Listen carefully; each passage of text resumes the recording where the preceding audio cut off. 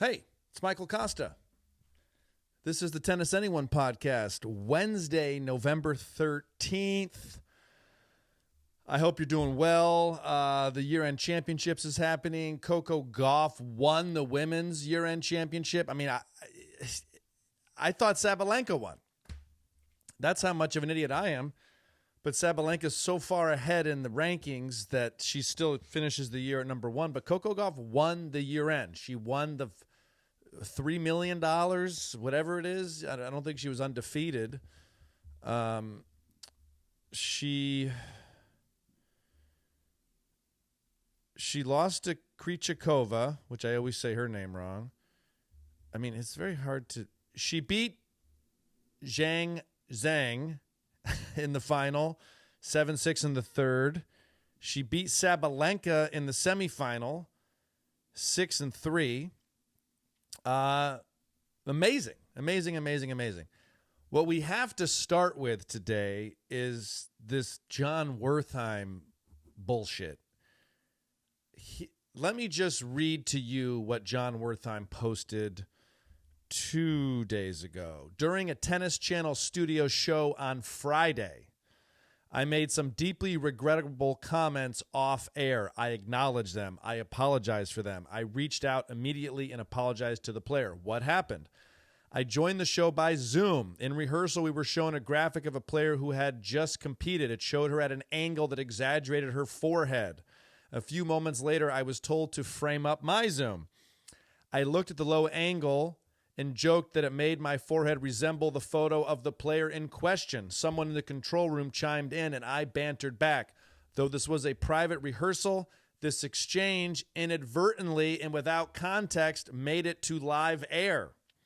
I realize I am not the victim here. It was neither professional nor charitable nor reflective of the person I strive to be. I am accountable.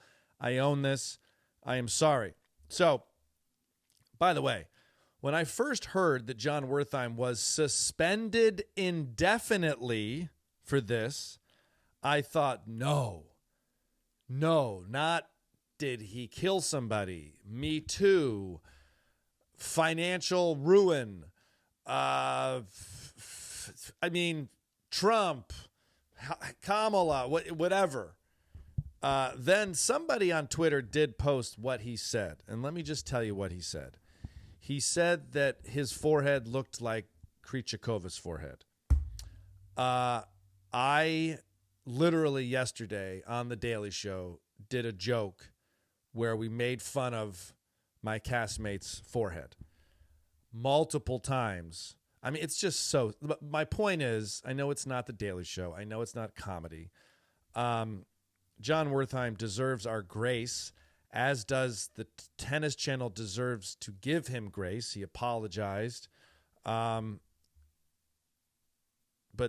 I got to read to you Tennis Channel's response. It is just insane.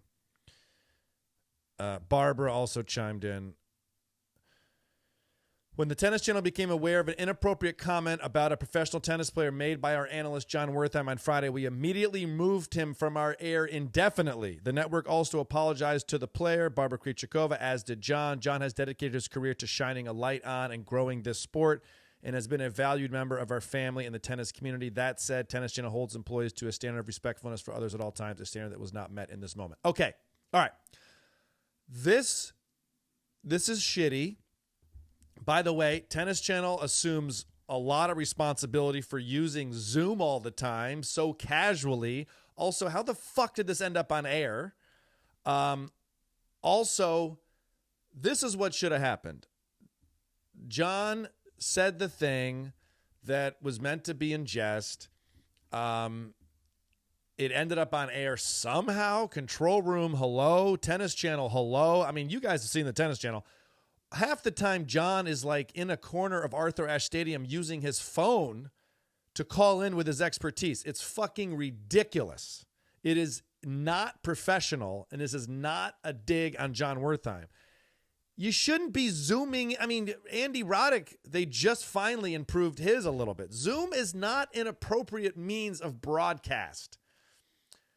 The reason The Daily Show did it during COVID was because we weren't allowed to be in the same room as each other. It's over, Tennis Channel. Get it together. Set him up a studio. Give him some broadband. Make it legit. Anyways, what should have happened is John said the thing that he shouldn't have. He apologized. He apologized to the player. We all make mistakes. We all said something. By the way, okay, making fun of someone's forehead. I mean, barely even made fun of it. He was kind of saying, my forehead now looks like that person's forehead. Tennis Channel should put out their response, which is fair. You know, we don't support that. Our employees shouldn't comment on a player's body or whatever. And that should be it. And that should be it. As far as I'm concerned, as far as I know, Jon Wertheim is still suspended. And let me tell you why this is important as someone who works on camera. Networks use this type of faux pas, mistake, error. And by the way, we could be very judgmental of Tennis Channel here. We could put a lot of this responsibility on Tennis Channel for one of its talent to use Zoom in a rehearsal and that audio gets put up on air. That is fucked up. And you always learn as talent with a mic on, everything's recorded, everything's available, but it's like still. You're meant to be protected because sometimes you're tired. Sometimes you're joking. Sometimes you've been on air for 12 hours. Sometimes, you know, and let me tell you, the reason people like Jon Wertheim, the reason people connect with him, the reason we trust him, the reason that he's great for the sport is because he is a real person. He talks to you like a real person. He's not. We all know. Also, doesn't it make you laugh that Justin Gimelstob was in business with Tennis Channel for so long, and then John makes a little comment about Krejcikova's forehead, which was stupid. He shouldn't have made it. He said he shouldn't have made it. He apologized, and now he's suspended indefinitely. Let me still finish what's meant to be happen here. John should apologize. He did. Tennis Channel should put out their statement, which they did. And by the way, Tennis Channel's defense, they did say John has dedicated his career to shining a light and growing on this sport. Great. And the suspension should be over. It shouldn't even be a suspension. He should be back on the air in 24 hours. I get it. You got to do the thing. Keep in mind, Ken Solomon, their CEO, who was definitely a CEO that people enjoyed, had good relationships with, a fun guy. I would be very surprised if this same action would have happened under Ken Solomon. So I also got to tie in Trump winning. I really do. I know that sounds crazy, but even in my work environment, there is this, and this happened in 2016 too, when a misogynistic, patriarchal dickhead wins the presidency, there is a backlash down below, beneath him. I was walking around Brooklyn this whole week saying, I didn't vote for him. I support women's right to choose. So the fact that John made a comment about a female player's forehead, I mean, God, this makes me laugh considering what men used to say on air about women's bodies. I mean, you know, I'm not saying that was right either. I'm just saying they overreacted is what I'm saying.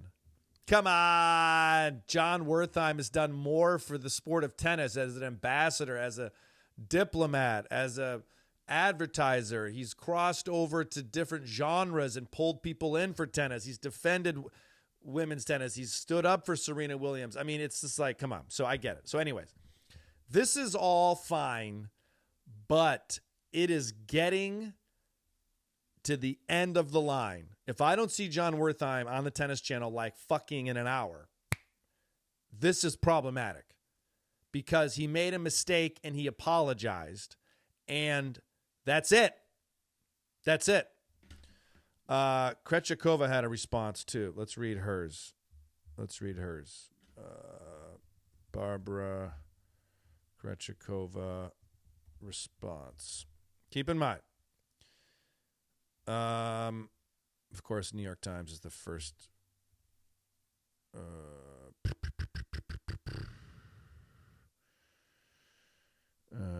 Where is it?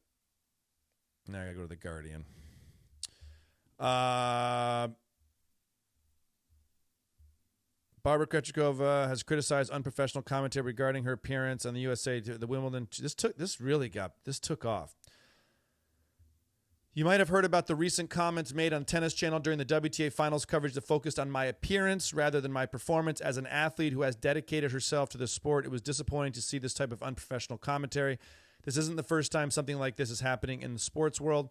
I've often chosen not to speak up, but I believe it's time to address the need for respect and professionalism in sports media. These moments distract from the true essence of sport and the dedication all athletes bring to the field. I love tennis deeply, and I want to see it represented in a way that honors the commitment we make to compete at this level. Fair. To me, that reads as if maybe she thought he said these things in a broadcast, which he, ultimately he did because it was aired. Again, Tennis Channel's fault. But, I guess it begs the question, is this different if John sitting at the desk makes a joke about Barbara's forehead, which, by the way, honestly sounds like something I would do. Comedy doesn't do well in non-comedy environments. Or how about this? Better than that. People can't digest comedy correctly when they're not in the comedy environment. Tony Hinchcliffe at the MSG rally, which, by the way, never said it was good comedy, is bad comedy, not good jokes, hacky jokes. That's been the comedy that he's put out. But because it's the wrong environment, a political rally, people can't process it. John making a joke about his forehead in comparison to Barbara Krejcikova's forehead, should not be made. But it is still in jest, the malintent. Anyways, so interesting. Tennis needs some controversy. I did not expect it from Jon Wertheim, of all people, who is just a wonderful guy, a great commentator, knows so much about the sport. I know you guys know this, and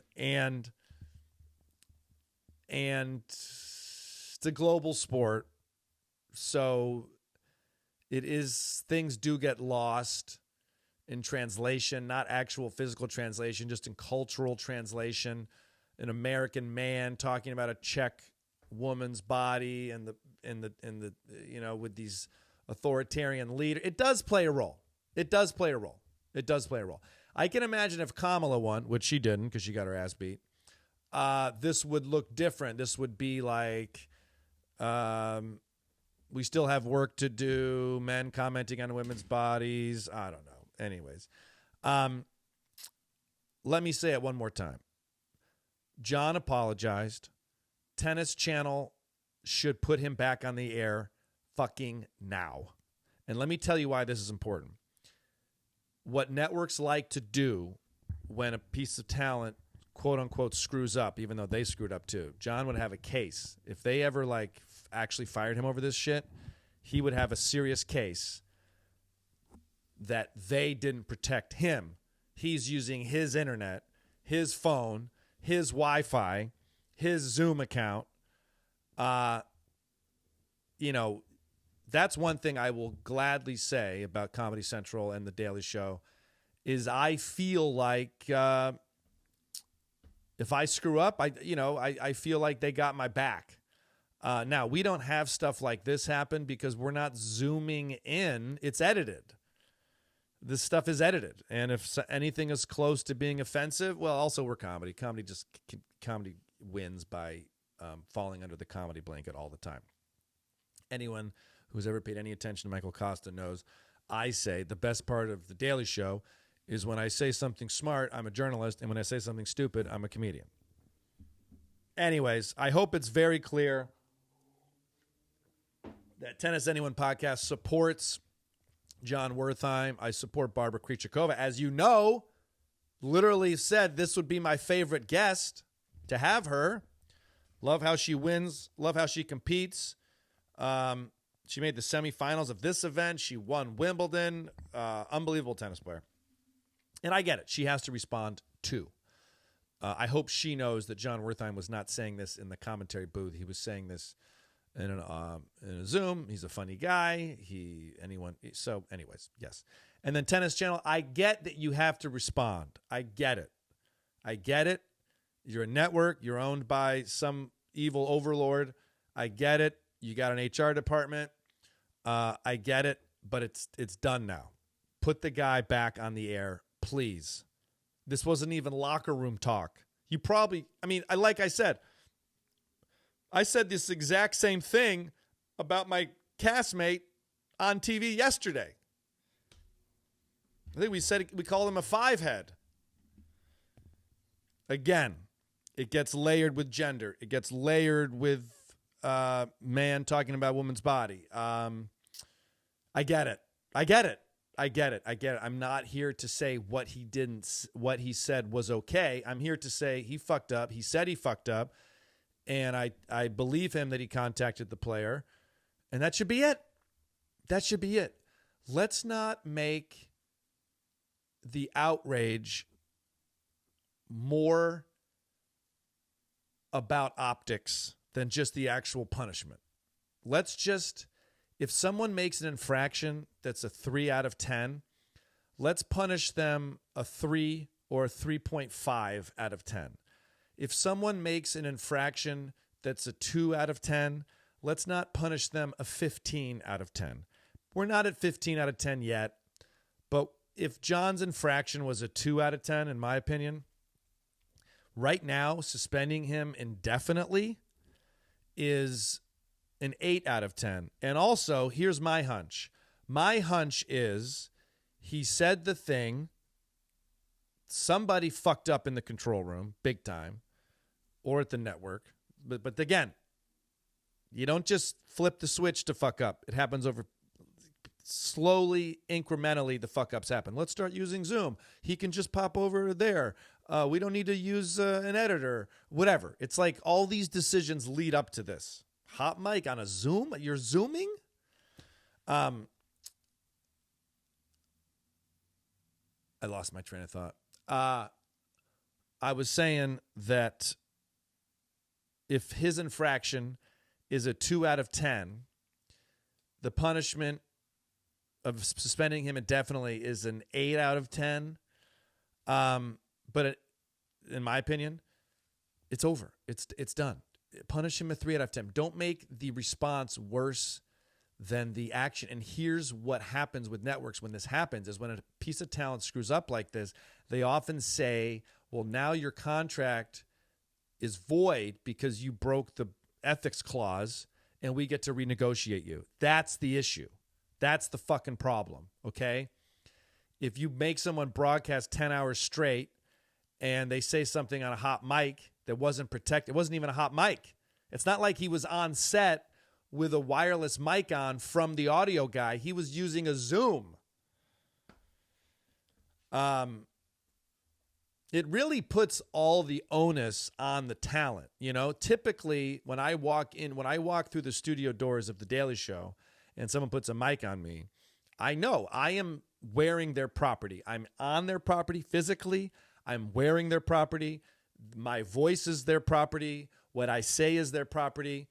That's The Daily Shows. But this is where it gets so fucking tricky with this Zoom shit. And during COVID, it was tricky, right? Because it's like I'm wearing a mic, I'm being recorded, but I'm sitting in my bedroom folding laundry. The UPS guy, it was a mess. But we're over that now. He shouldn't be on a casual Zoom. Some of you might be listening to this saying, well, he shouldn't have said the thing. Correct. He shouldn't have said the thing, which he said I shouldn't have said the thing. You know why I get so amped up about this? Because I'm in it. Because I'm in it. And I know that people say stuff. And I know that you're trying to build camaraderie amongst people. You do that in different ways. Of course, you don't want to do it by insulting a female tennis player, but we're human. We're human and things come out. So Hopefully this is cleaned up quickly. Now. Don't forget to pre-order my book, Lucky Loser. It's on. I need to put it on my website. It's on my link tree. Go to Instagram, click my. A lot of fun stories about professional tennis, junior tennis, and how I transitioned from that to stand-up comedy. I'm also about to interview. I'll make sure to get his last name correct. Nick Pacelli. This is a fucking awesome book called The Tennis Court, A Journey to Discover the World's Greatest Tennis Courts. This is some beautiful photography and writing all around the world of some of the best tennis courts in the world. I'm going to have him on the podcast.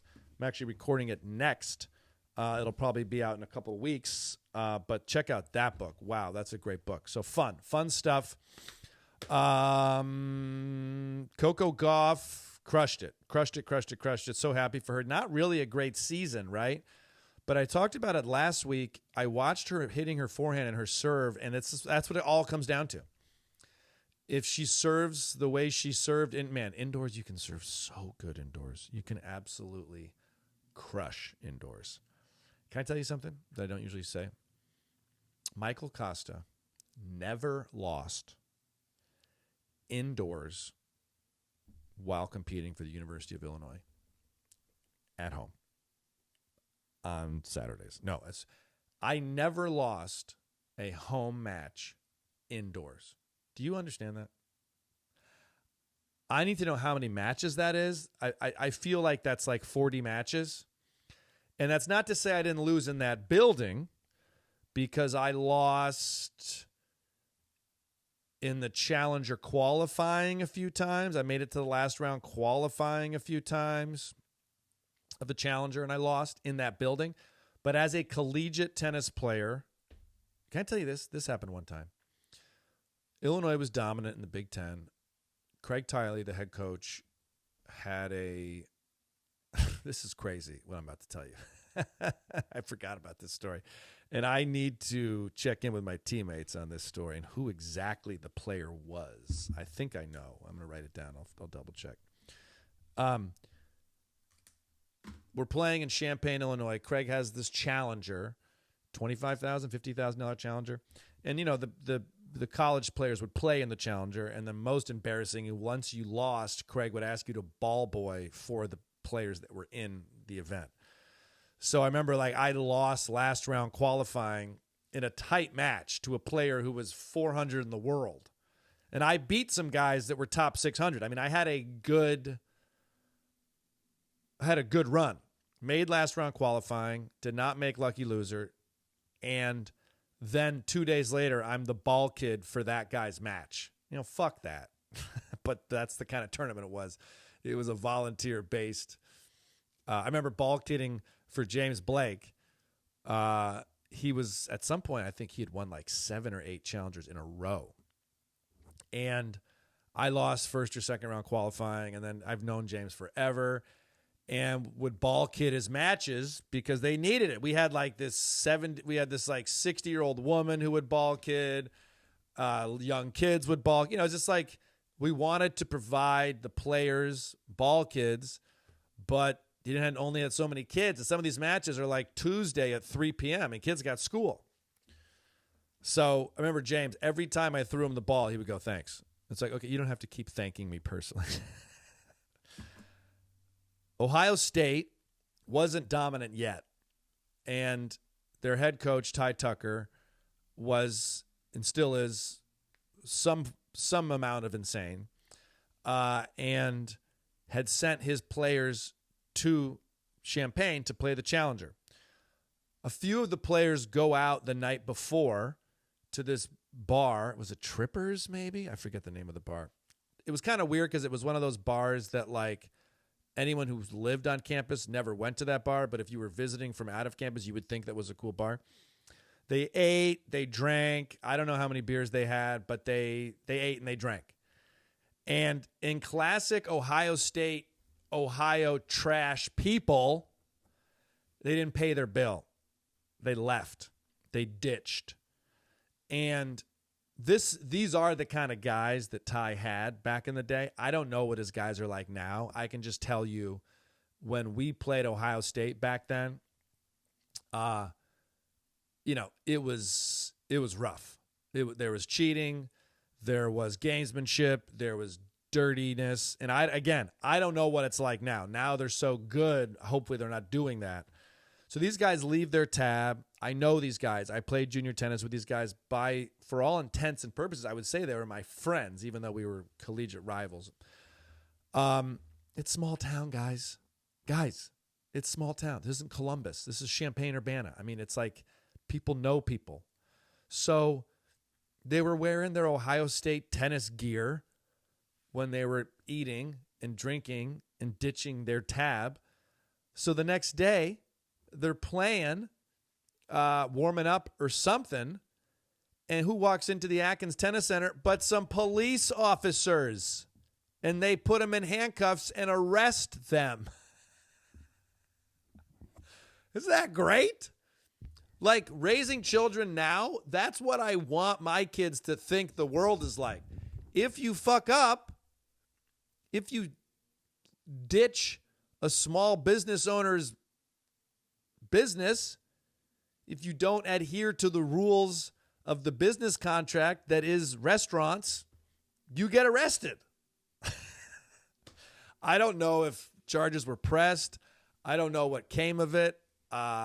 Again, much like the Jon Wertheim thing, I hope they got in trouble, and I hope that was the end of it. I hope they apologized. I hope that was the end of it. But if they're carrying around a felony for the rest of their life over that, I think that sucks. These were white kids. If these were black kids, would that have been different? Let's hope no. Let's hope. But yeah, I mean, they, and by the way, I think I recall Ty calling Craig and apologizing, if I recall. I will hope the players got in trouble too. I'm sure they did, knowing Ty. But by the way, that's fucking embarrassing. To be about to play matches, training, or on court, and these are good tennis players, and you get arrested. I mean, that shit sucks. Two things can be true. One, it can suck that happened. And two, I hope you learn from it and are a better person now, because we've all been there too. Ladies and gentlemen, hashtag save Jon Wertheim. God, that could have been worse. The other day we were at a Daily Show morning meeting, and they do the Zoom morning meetings for people that want to call in, but for the most part, it's like a lot of people in that meeting. But someone didn't have their microphone turned off on the Zoom, so the whole writers' meeting can hear what someone at home's microphone sounds like. And it was like a Disney song that came on, and it was really loud. And it was stupid. It was embarrassing. It shouldn't, it's the kind of thing where like we're all at work doing work, and clearly they're playing a song for their kids, or maybe even themselves. I don't know. It's like Aladdin or some shit. Prince Ali, And then they quickly realized it and they muted it. And we were laughing in the writer's room because we were like, man, that could have been worse. That could have been worse. Accidentally broadcasting the Disney song you're listening to, that's best case scenario. Porn, bad. Fight with wife, bad. Raising your voice, bad. So Jon Wertheim, small infraction. He knows it. He apologized. Tennis Channel, don't fall victim to all this bullshit. It's like when I made that stupid joke at Fox Sports 1 on air, and then at the commercial break, they all fucking freaked out because some egg on the internet said Kosta just made a bad joke. Oh, that's maybe what I was going to say. I guarantee you what happened was John said the thing. It was stupidly broadcast because Tennis Channel fucked up. Tennis Channel put out their statement. John put out his statement. They reached out to the player, and it was all fine. And then Twitter outrage took over. And I got to tell every company out there, and this is what the Daily Show does very well, thank God. Twitter is not real. Even if it's a real person tweeting, their heightened emotional state is even higher on Twitter. It's not actually how they feel. Cut it in half. If someone tweeted, another male makes a misogynistic comment about a woman's body, cut that in half. Everybody's brave and is this emotional, perfect dictator on Twitter. So chill out, networks. Chill out. Chill out. If you start getting mailed letters, somebody sat down, well, now you can start paying attention more. I still would defend the talent in this case. Ladies and gentlemen, game, set, match, Kosta. Thanks for listening to Tennis Anyone podcast. I'll be in D.C. at the Kennedy Center on Saturday. First show is about to be sold out. Second show, tickets available. Kennedy Center, Washington, D.C. We're going to take pics. We're going to have fun. It's going to be a kick-ass show and venue. More dates coming. Minneapolis in December, Chicago in December. Check out michaelcosta.com for tickets. Madison is coming in January. We got more stuff happening in Feb, March. It's all happening. There's a whole new tour about to get announced.